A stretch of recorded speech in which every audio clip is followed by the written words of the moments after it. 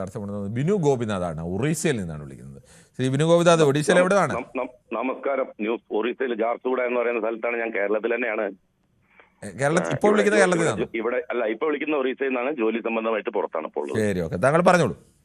ഇത് നമ്മുടെ രാജ്യത്തെ ഭരണഘടനയ്ക്ക് അനുസരിച്ച് തുല്യനീതി എന്നുള്ള വിഷയം ഒരു ഭാഗത്ത് നിൽക്കുന്നു. മറ്റൊന്ന് എന്താണെന്ന് വെച്ചാൽ, ഈ വൈകാരികമായ വിഷയങ്ങളെ മുതലെടുക്കാൻ നിൽക്കുന്ന വലിയൊരു കൂട്ടം രാഷ്ട്രീയ അഭ്യാസം കളിക്കുന്നവരുണ്ട്.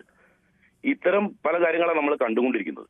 യഥാർത്ഥത്തിൽ ഈ വിഷയം സുപ്രീം കോടതി ഒരു തവണ തീർപ്പാക്കിയ വിഷയം, 5 അംഗ ബെഞ്ച് തീർപ്പാക്കിയ വിഷയം വീണ്ടും വലിയൊരു ബെഞ്ചിന്റെ പരിഗണനയ്ക്കായിട്ട് വരികയാണ്.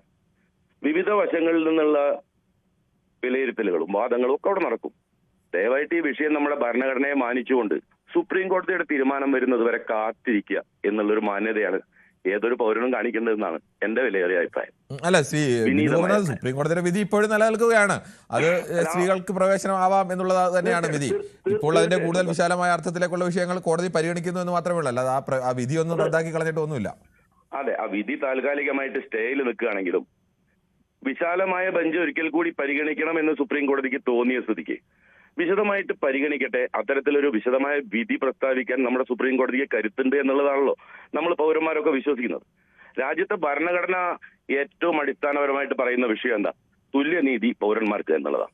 എന്നാൽ വിശ്വാസത്തിൻ്റെതായ ചില വിഷയങ്ങളിലേക്ക് മാനം കൂടി ഇതിലേക്ക് കടന്നു വരുമ്പോൾ തീർച്ചയായിട്ടും വൈകാരികമായ മുതലെടുപ്പിന് നിൽക്കുന്ന വിവിധ തലങ്ങൾ നമ്മുടെ സമൂഹത്തിൽ ഇന്നുണ്ട്.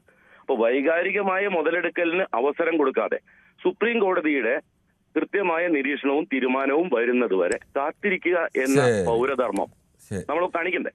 വിനു ഗോപിനാഥ് പറഞ്ഞ പ്രധാനമാണ്. ശബരിമലയിൽ തുല്യനീതിയും സ്ത്രീ സമത്വവും ഒക്കെ പറയുമ്പോഴും യഥാർത്ഥത്തിൽ ശബരിമല വിശ്വാസമൊക്കെ പറയുമ്പോഴും വിശ്വാസമോ സ്ത്രീ സമത്വമോ ഒന്നുമല്ല. അതിനൊക്കെ അപ്പുറത്തേക്ക് വൈകാര്യമായ മുതലെടുപ്പിന് വേണ്ടി തന്നെയാണ് പലരും ശ്രമിക്കുന്നത് എന്നാണ് യാഥാർത്ഥ്യം.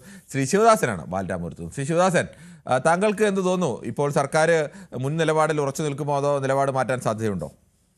നമസ്കാരം കിരൺബാബു. നമസ്കാരം. സർക്കാർ എന്താ പറയുക, നമ്മളെ മനുഷ്യരല്ലേ സർക്കാർ. സുപ്രീം കോടതി വിധി പല വിധികളുടെ ഇന്ത്യയിൽ കടപ്പുണ്ട്. പല വിധികളും കോവിലായാലും അമ്പലങ്ങളായാലും കേസുകളായാലും പല വിധികളും നടപ്പിലാക്കിയിട്ടുണ്ട്. ഇതൊരിക്കലും നടപ്പിലാക്കിയിട്ടില്ല. പിന്നെ ഇത് ഈ കാലകാലങ്ങളിൽ ദൈവവിശ്വാസമുണ്ട്, ഓരോരോ ദൈവ ആചാരങ്ങളുണ്ട്. ആചാരപരമായ രീതിയിൽ ആചാരങ്ങളിൽ മുമ്പോട്ട് പോവുക. അത് മുസ്ലിം ആയാലും ഹിന്ദു ആയാലും ക്രിസ്ത്യാനി ആയാലും അത് ആദ്യം മനസ്സിലാക്കണം. ആരായാലും സുപ്രീം കോടതി വിധി വരട്ടെ നോക്കിയിരിക്കാം. അതാണ് വീണ്ടും 5 അംഗ ബെഞ്ച് പരിശോധിച്ചത്. ആചാരം എന്നൊക്കെ പറയുന്നത് അങ്ങനെ മാറാട്ടമൊന്നുമല്ല.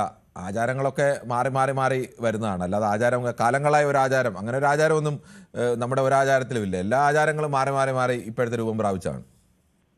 അത് കറക്റ്റ് പോയിന്റാണ്. പക്ഷെ ഒന്നും പറയാൻ, ഇന്ന് നമ്മളെ കുഞ്ഞൊരു മാലാക ഒരമ്മ 9 മാസത്തെ കൊച്ചു മോൾ 9 മാസത്തെ കുഞ്ഞു മോൾ കിടക്കുക. ശിവദാസൻ, നമ്മളത് വിശദമായി തന്നെ ആദ്യം അത് നൽകിയിരുന്നു. നമുക്ക് ആ വിഷയം സംസാരിക്കുമ്പോൾ സ്വാഭാവികമായിട്ടും കൂടി വരേണ്ട കാര്യമാണ്.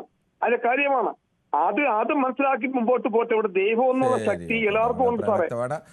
അടുത്ത ശ്രീമതി ജയ ആണ്, കൊല്ലത്ത് നിന്ന്. ശ്രീമതി ജയ, സർക്കാർ നൽകിയിരിക്കുന്ന സത്യവാങ്മൂലം നിലവിൽ ശബരിമലയിൽ സ്ത്രീ പ്രവേശനത്തെ അനുവദിക്കുക എന്നുള്ളത് തന്നെയാണ്.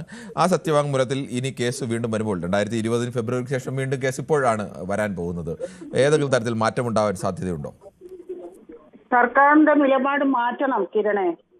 കാരണം നമ്മുടെ ഹിന്ദുക്കൾക്ക് ഒരു ഇതുണ്ട്, ഒരു തത്വങ്ങളെല്ലാം ഉണ്ട്. എങ്ങനെയാണ് അമ്പലങ്ങളിൽ പ്രവർത്തിക്കേണ്ടതെന്നൊരു രീതിയുണ്ട്. ആ രീതിയിൽ പോകണം എന്നാണ് എൻ്റെ അഭിപ്രായം. പിന്നെ അവർക്ക് തോന്നുമ്പോൾ അത് മാറ്റി പറയാനും പിന്നെ അത് സ്ത്രീകളെ കേറ്റണ്ടെന്ന് പറയാനും ഒന്നും ഉള്ളതല്ല ഹിന്ദുക്കള്. അത് ആദ്യം മനസ്സിലാക്കണം. ശ്രീമതി ജയ, അങ്ങനെ ഹിന്ദുക്കൾക്ക് എന്ന് പറഞ്ഞ അങ്ങനെ പ്രത്യേകിച്ച് ഏതെങ്കിലും ഒരു തത്വമോ കാര്യമൊന്നും എന്തായാലും ഇതുവരെയും ഇല്ല. അങ്ങനെ അല്ലാതെ ശബരിമല സ്ത്രീകളെ കയറ്റണമെന്നോ ഉള്ള തത്വമൊന്നും ഹിന്ദുക്കൾക്ക് അങ്ങനെയൊന്നുമില്ല.